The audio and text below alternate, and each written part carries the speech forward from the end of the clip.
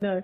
Anyway, I'd like to introduce Mary from Scotland, and Mary has multiple sclerosis. Welcome, Mary. Thank you. Welcome. Thank you for welcoming me. Yeah. So, could you tell us when were you diagnosed with MS?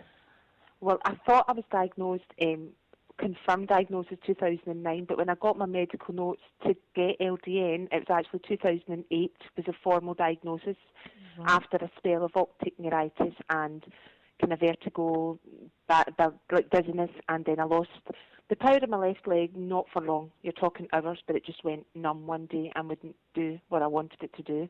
Mhm. So after a few MRIs, one MRI initially, and it was a clinically isolated episode, and then 6 months later another MRI, and after that they diagnosed it. But I think my doctor, who's been our family GP from I was a youngster, and also my mum's GP who had MS as well, kind of seen the signs and knew when I was telling him about my symptoms straight away that something was going on.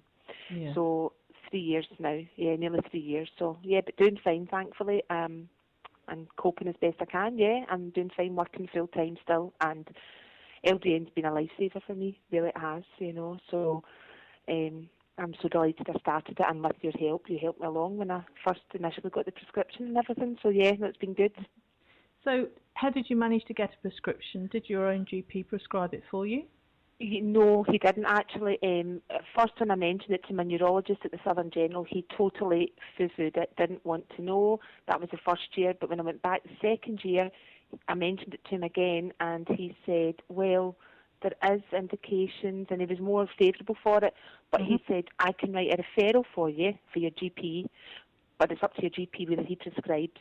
Now, my doctor's very much, he said, Mary, we'll give it a year, and I'm backing you on it, and I'll monitor you on it, and then we'll take it from there. So my year's nearly up, and therefore we'll see what happens now. But no, I've just been going down the eMed route and getting it that way, and I'm very lucky. Dixon's a chemist is 5 minutes away from me here in Glasgow, so I just go down and get it, So it's been really good, I can't as such compare it. The only thing I can compare it to, because my MS has been quite, well, hopefully it's been mild and this is the way it'll go.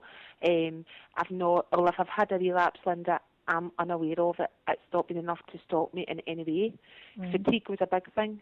It's definitely diminished. The bladder was terrible. It's diminished that. And I think my dizziness and balance has improved. And I think I know what I do know, if I miss LDN, and I've done that twice when we've been in Ireland and I've maybe forgotten because of family functions, whatever. I don't drink or anything like that, so I can't think it's anything to do with that. But I know the next day if I've forgotten to take my LDN, my left leg is extremely sore.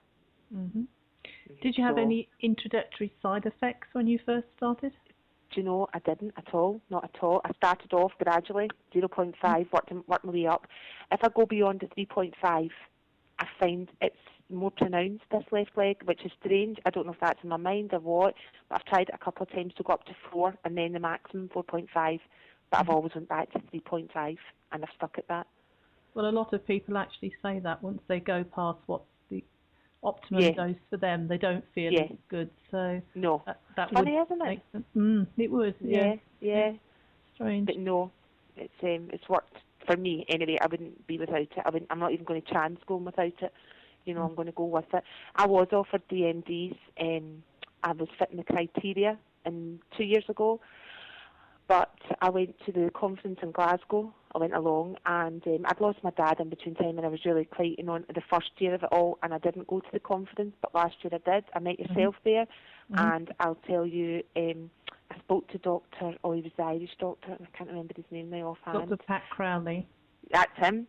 And I put a question up, and I said, could I take, because the Avonex was just offered to me at that point, could I take it? And he didn't put himself in any, he didn't say no, but what he said was, why would you think of it before you try LDN? Give it a go first. I said, okay, I will.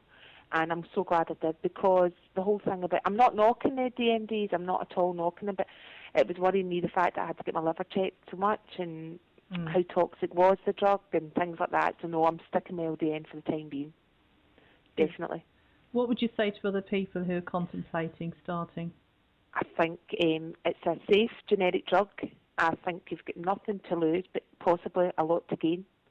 And I think definitely give it a go. Now, the worry to a lot of people, including myself at the beginning, was, EMED and having to subscribe, and then you have to get Dixons, and it was all mixed up. At first, it is overwhelming. I think your head's still kind of swimming about with all the different things, but it's the easiest thing in the world to do. And £17.50, it's well worth it. It's money well spent, and hopefully people can get it more prescribed. That's what we would love for everybody, and everybody will plan and fighting for that, myself included. But until that time, I would definitely say give it a go. Nothing to lose. Definitely. Well, thank you very much for sharing your story with us, Mary.